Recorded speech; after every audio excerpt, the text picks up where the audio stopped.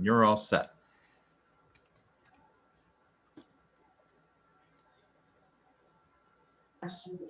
All right, good afternoon. Welcome to the meeting. We'll start with the roll call. I have Gloria and Diana here with me. Looks like we got Glenn, and we did have Matt. Yeah, Matt's still on. Okay. Yeah, I'm here. Yep, you're and Diane. All right.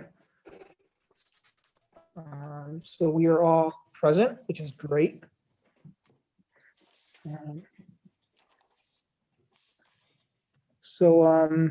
Here's the information. So 2.0 public participation. Do we have anybody in the public? James? Nobody with us at this time. Okay. So 3.0 minutes of the previous meetings, which we do not have. Not for review. So we'll work on that. 4.0 communications, public awareness and outreach.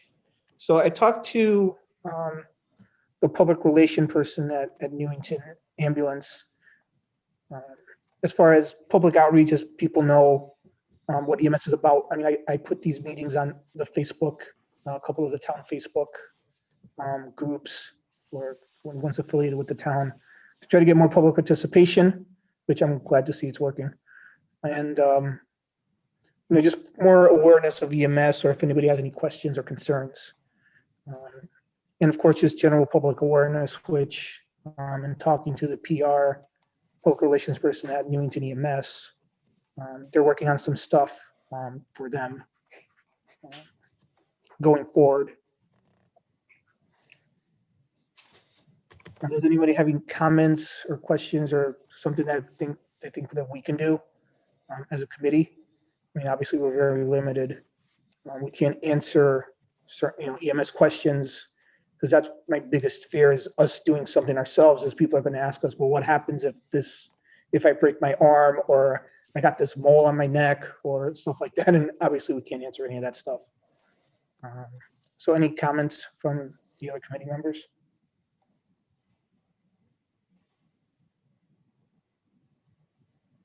No.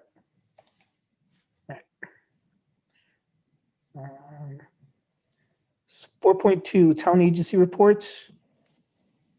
We do not have anything from Newington Ambulance as far as that goes, or any other agency.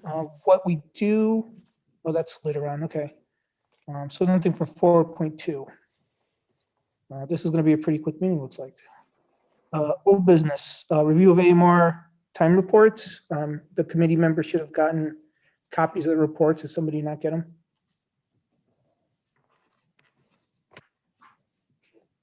I found nothing that stood out as egregious. They seem to be doing a good job keeping within their times. Thank you, Brandon, for the work you guys do over there. No problem. Thank you.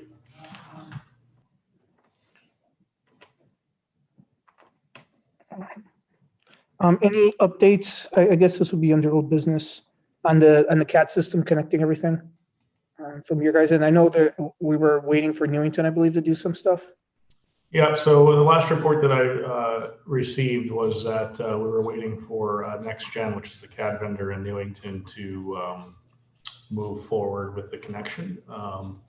Other than that, we should be on track to move forward. So the benefit is that we have these links set up with other municipalities that use NextGen. So there's really no additional programming on our side. It's just making the connection.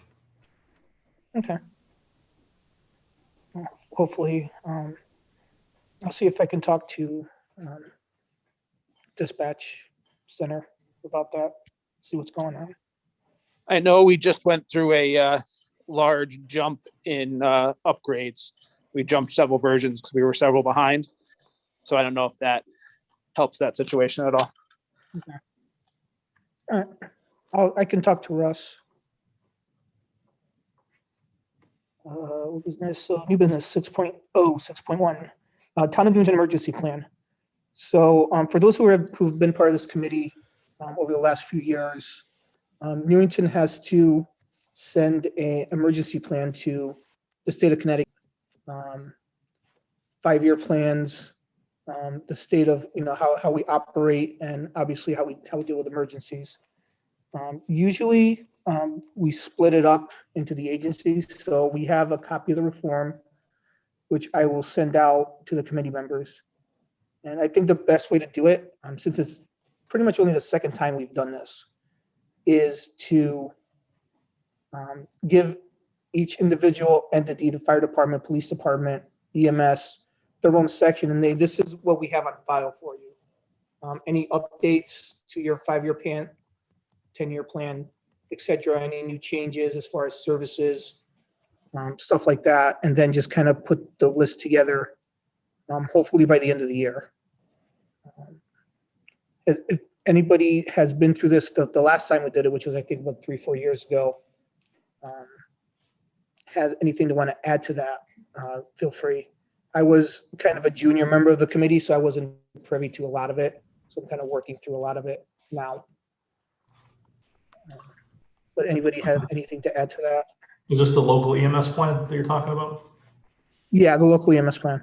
Okay. No, I mean, whatever information you need from us will certainly help out with that. Yeah, usually. We're in the 2023 cycle. So everybody's kind of thinking, oh, we got the 2023 to do this. But I know that the state sent out a letter recommending that.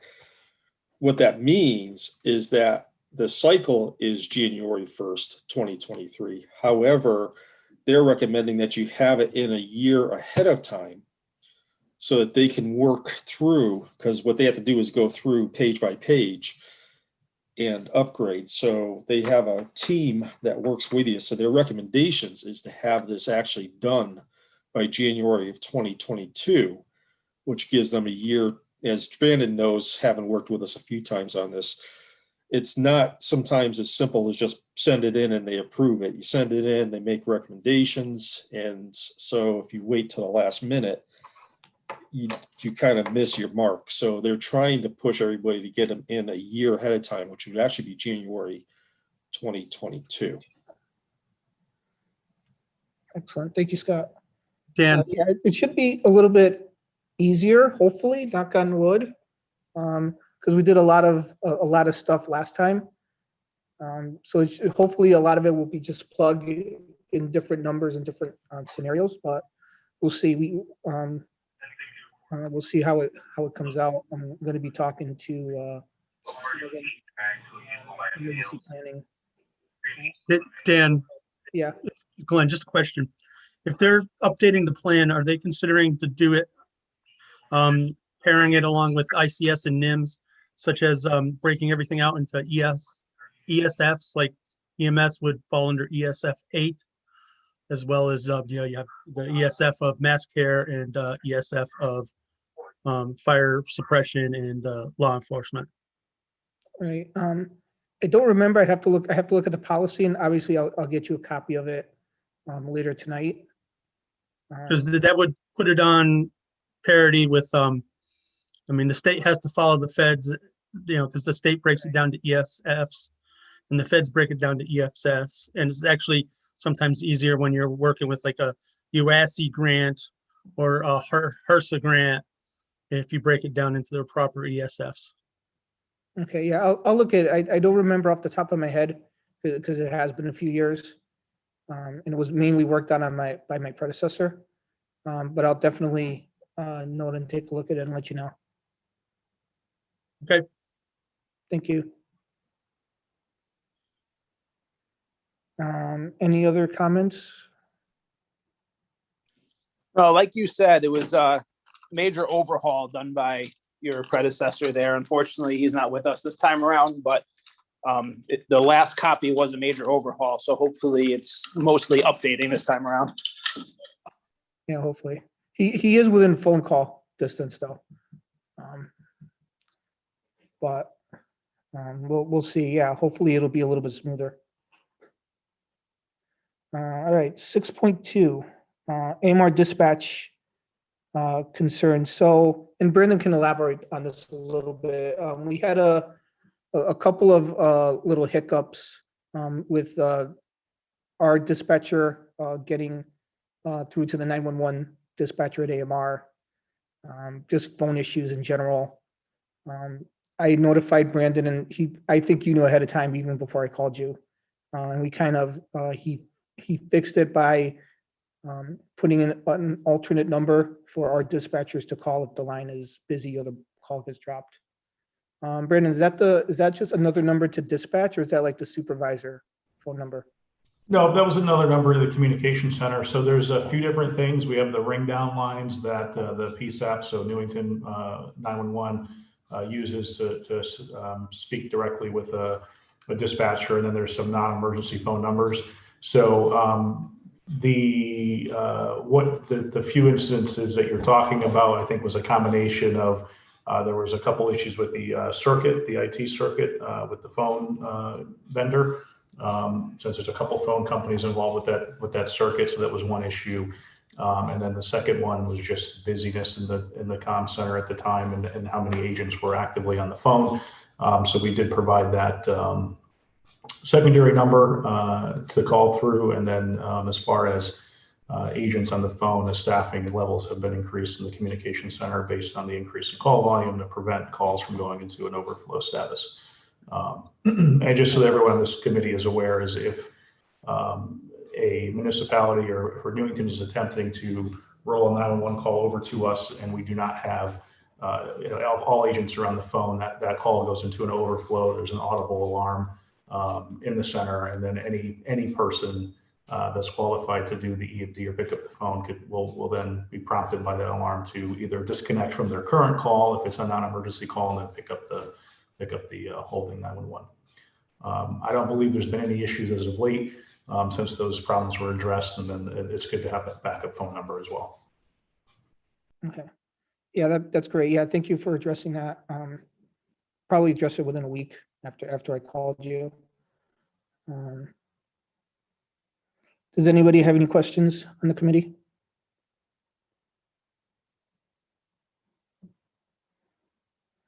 Yeah, and as far as I know, I don't think we've been having any issues. I'd have to double check, but I certainly haven't heard anything. All right, 7.0, information sharing. Anybody care to share some information?